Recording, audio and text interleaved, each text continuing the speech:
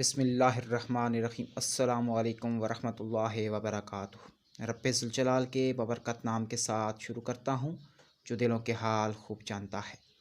ناظرین گرامی، آج کی اس ویڈیو میں آپ کو بتاؤں گا کہ نظر بد کیا ہے، نظر کیوں لگتی ہے، نظر بد سے کیسے بچا جائے، نظر بد لگ جائے تو کیا کرنا چاہیے، اور کیا سچ میں نظر بد سے موت ہو سکتی ہے۔ نظر بد سے متعلق یہ تمام معلومات اسی ویڈیو میں بتائی جائیں گی، لہٰذا آپ سے گزارش ہے کہ ویڈیو کو مکمل آخر تک لازمی دیکھیے گا۔ ناظرین گرامی، نظر بد کے دور کرنے کا ایک طریقہ یہ بھی ہے کہ جس آدمی کے بارے میں معلوم ہو کہ اس کی نظر لگی تو اس کو وضو کرایا جائے اور اس کے غسالہ یعنی اس کے مستعمل پانی کو کسی برتن میں جمع کر لیا جائے، اور پھر جسے نظر لگی ہے اس پانی سے اس کو غسل کرایا جائے، جیسا کہ احادیث مبارکہ میں اس کا طریقہ مذکور ہے۔ ذیل میں مشکات شریف سے وہ روایت اور اس کی تشریح نقل کی جاتی ہے۔ حضرت ابن عباس رضی اللہ تعالیٰ عنہما نبی کریم صلی اللہ علیہ وآلہ وسلم سے نقل کرتے ہیں کہ آپ صلی اللہ علیہ وآلہ وسلم نے فرمایا، نظر بد حق ہے، یعنی نظر کا لگنا ایک حقیقت ہے۔ اگر تقدیر پر سبقت لے جانے والی کوئی چیز ہوتی تو وہ نظر ہی ہوتی، اور جب تم سے دھونے کا مطالبہ کیا جائے تو تم دھو دو۔ اور جب تم سے دھونے کا مطالبہ کیا جائے کا مطلب یہ ہے کہ اس وقت عرب میں یہ دستور تھا کہ جس شخص کو نظر لگتی تھی اس کے ہاتھ پاؤں اور زیر ناف حصے کو دھو کر وہ پانی اس شخص پر ڈالتے تھے جس کو نظر لگتی تھی، اور اس چیز کو شفا کا ذریعہ سمجھتے تھے۔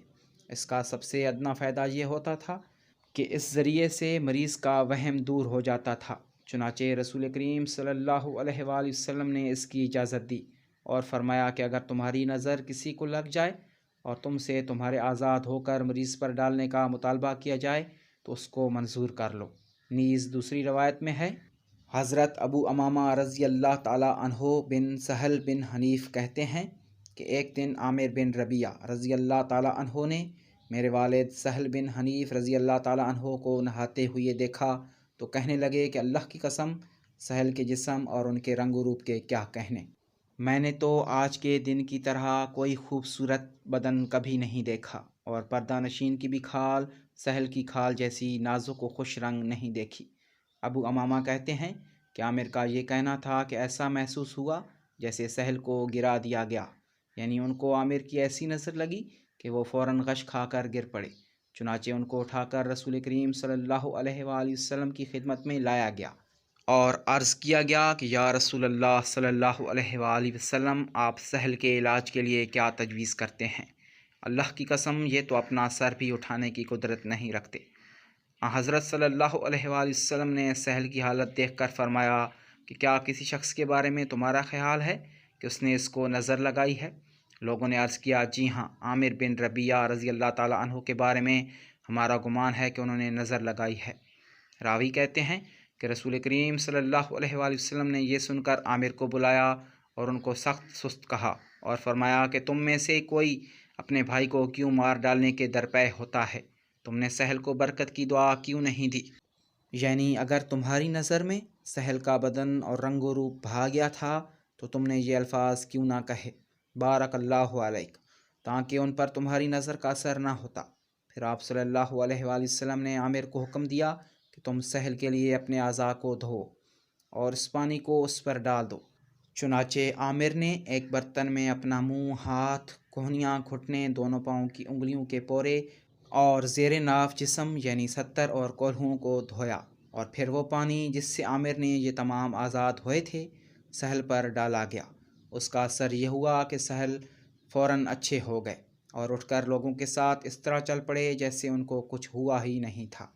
امام نووی رحمۃ اللہ علیہ کہتے ہیں کہ علماء کے نزدیک نظر لگانے والے کے وضو کی صورت یہ ہے کہ جس شخص کے بارے میں یہ تحقیق ہو کہ اس نے نظر لگائی ہے اس کے سامنے کسی برتن یعنی پیالہ وغیرہ میں پانی لایا جائے، اس برتن کو زمین پر نہ رکھا جائے، پھر نظر لگانے والا اس برتن میں سے ایک چلو پانی لے کر کلی کرے اور اس کلی کو اس برتن میں ڈالے، پھر اس سے پانی لے کر اپنا منہ دھوئے، پھر بائیں ہاتھ میں پانی لے کر دائیں کوہنی اور دائیں ہاتھ میں پانی لے کر بائیں کوہنی دھوئے، اور ہتھیلی اور کوہنی کے درمیان جو جگہ ہے اس کو نہ دھوئے، پھر داہنا پیر، پھر اس کے بعد بایاں پیر دھوئے، پھر اسی طرح پہلے دایاں گھٹنا اور بعد میں بایاں گھٹنا دھوئے، پھر آخر میں تہہ بند کے اندر زیر ناف جسم کو دھوئے اور ان سب اعضاء کو اسی برتن میں دھویا جائے۔ ان سب کو دھونے کے بعد اس پانی کو نظر زدہ کے اوپر اس کی پشت کی طرف سے سر پر ڈال کر بہا دے، فقط واللہ عالم۔ نظر بد کے اثرات اتارنے کے لیے سورہ فاتحہ، آیت الکرسی اور معوذتین اور مندرجہ ذیل دعا پڑھے۔ اعوذ بکلمات اللہ التامات من کل شیطان وہمات ومن کل عین لامات۔ پارہ نمبر 29 میں سورہ قلم کی آخری 2 آیات 7 مرتبہ پڑھ کر دم کرنا بھی نظر بد کے لیے مفید ہے۔ نظر لگ جانے کی صورت میں سرخ مرچیں وار کر چلانا یا ان کو پھینکنا سب حماقت کی باتیں ہیں اور جاہلانہ رسوم و رواج ہیں۔ اسلام میں اس کا کوئی حکم نہیں ہے، لہٰذا ایسا نہیں کرنا چاہیے۔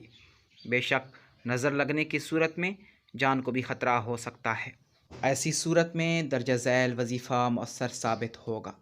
اول و آخر درود السلام پڑھنا، سورہ فاتحہ کی تلاوت کرنا اور سورہ قلم کی یہ آیات پڑھنا۔ یہ آیات آپ کو اسکرین پر نظر آ رہی ہیں۔ آیت الکرسی پڑھنا، سورہ الکافرون، سورہ اخلاص، سورہ فلق، سورہ الناس اور سورہ یاسین کی آیت وَجَعَلْنَا مِن بَيْنِ أَيْدِيهِمْ سَدًّا وَمِنْ خَلْفِهِمْ سَدًّا فَأَغْشَيْنَاهُمْ فَهُمْ لَا يُبْصِرُونَ اور سورہ الاسراء کی آیت نمبر 82 وَنُنَزِّلُ مِنَ الْقُرْآنِ مَا هُوَ شِفَاءٌ وَرَحْمَةٌ لِّلْمُؤْمِنِينَ۔ درجہ بالا آیات اور صورتیں باوضو ہو کر پڑھیں۔ بہتر ہوگا مریض خود پڑھ کر اپنے آپ کو دم کرے یا پانی کو دم کر کے پی لے۔ اگر خود نہیں پڑھ سکتا تو کوئی بھی شخص باوضو ہو کر 5 مرتبہ دن اور رات میں یعنی ہر نماز کے بعد پڑھ کر پانی پر دم کرے۔ پھر اس پانی کو آٹا، ہانڈی، چائے وغیرہ میں بھی ملا کر استعمال کر سکتے ہیں۔ دم شدہ پانی کو ختم نہ ہونے دیں۔